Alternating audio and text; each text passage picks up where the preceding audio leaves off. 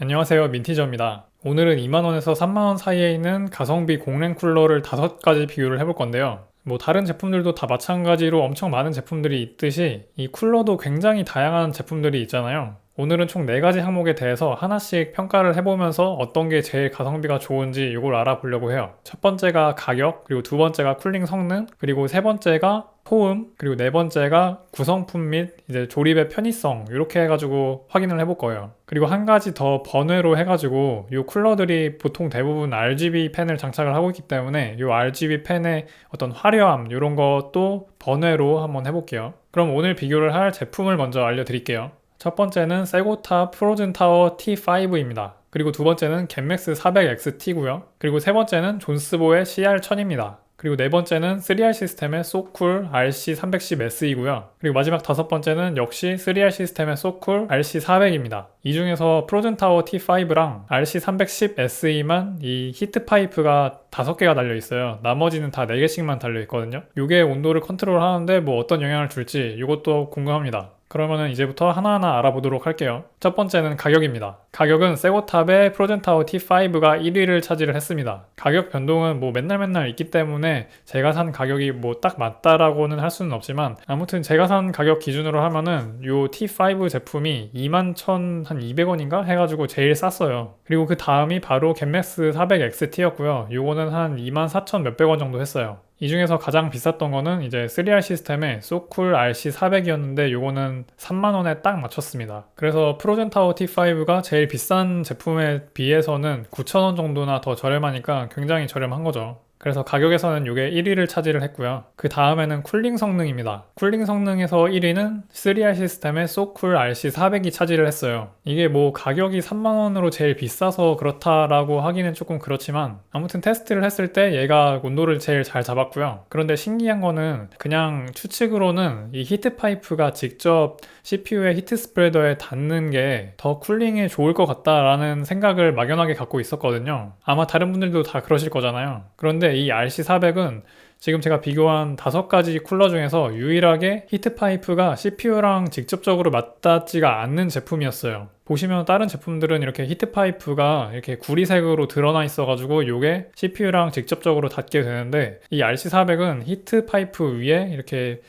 쇠로 폴리싱 처리가 아주 거울처럼 매끈하게 되어 있거든요. 그래서 파이프가 직접 닿지 않음에도 불구하고 이 제품이 온도를 제일 잘 잡는다고 이제 결과가 나왔어요. 이 제품은 CPU를 풀로드를 시켰을 때 약 74도 정도로 유지를 시켜줬습니다. 참고로 이 CPU의 상태가 어떻게 됐었냐면요. 라이젠 5 3600을 사용을 해서 오버클럭을 4.3GHz까지 시켰던 상태였어요. 왜냐면은 보통 이렇게 사제 쿨러를 사용하시는 분들은 대부분 오버클럭을 하시니까 그런 오버클럭 환경에 맞도록 세팅을 해가지고 한 거였고요. 그 상황에서 풀로드를 시켰을 때 한 74도 정도로 유지가 됐던 거죠. 나머지 제품들의 결과는 이렇게 보시면 되는데 가장 안 좋았었던 제품이 바로 전에 가격으로 1등을 먹었었던 세고탑의 프로젠타워 T5가 제일 안 좋았습니다. 요거는 CPU를 풀로드를 시켰을 때 평균적으로 한 81.7도 정도를 유지를 시켰습니다. 자, 그리고 다음은 소음에 대한 테스트였는데요. 겟맥스 400XT가 제일 조용한 성능을 보여줬습니다. 5가지 제품이 아이들 상태에서는 거의 소음 수치가 비슷비슷했어요. 그래서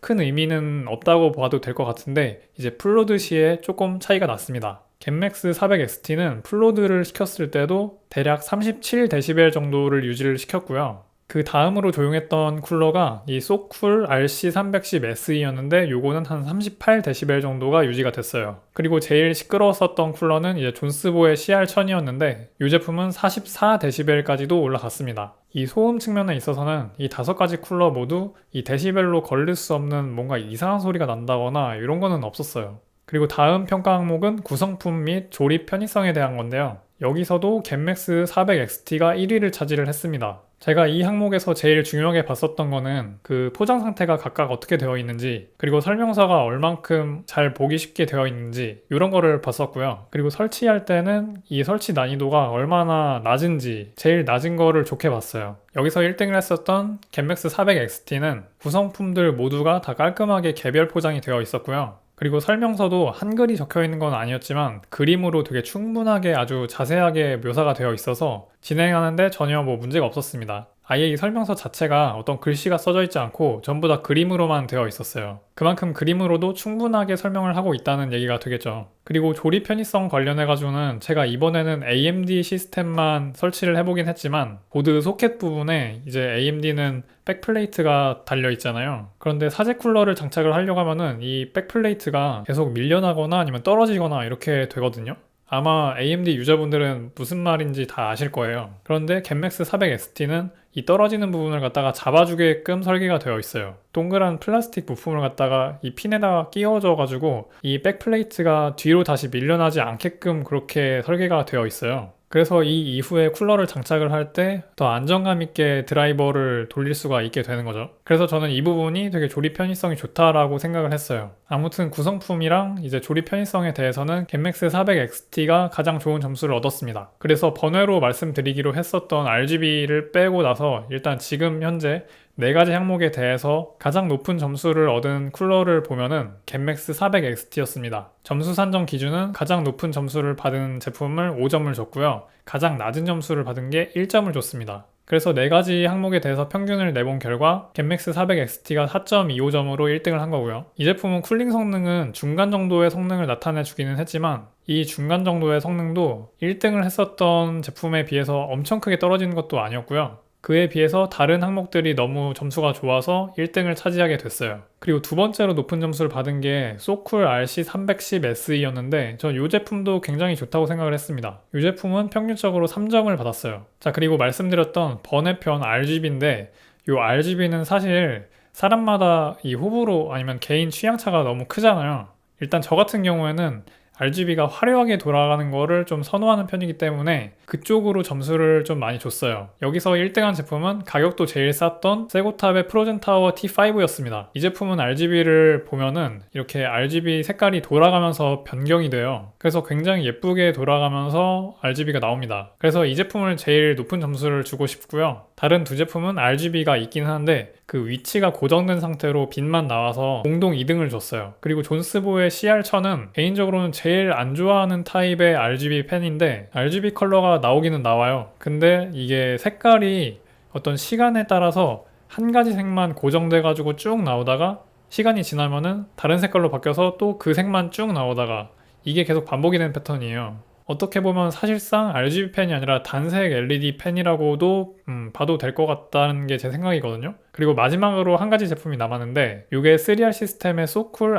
RC400이었어요. 근데 이 제품은 RGB 펜이 아니에요. 그래서 얘는 뭐 제일 낮은 점수를 줬고요. 하지만 앞에서도 말씀을 드렸듯이 이 RGB 펜에 대해서는 개인의 취향차가 너무 뚜렷하게 나는 부분이라서 실제 점수를 주는 데는 반영은 안 했어요. 그리고 오늘 영상에서 보여드렸던 이런 뭐 소음 데이터 아니면 온도 데이터 이런 거는 제가 최대한 공정하게 진행을 하기 위해서 모든 변수들을 최대한 동일하게 설정을 해서 진행을 한 거였지만 항상 이 결과랑 똑같은 결과가 나오지는 않는다는 점 당연히 아마 다 알고 계실 거예요. 그리고 이 영상이 반응이 좀 있으면은 제가 다음번에는 10,000원에서 20,000원 사이의 쿨러로 다시 한번 또 해보려고 합니다. 그럼 오늘 영상은 여기까지입니다. 오늘도 봐주셔서 감사하고요. 행복한 하루 되세요.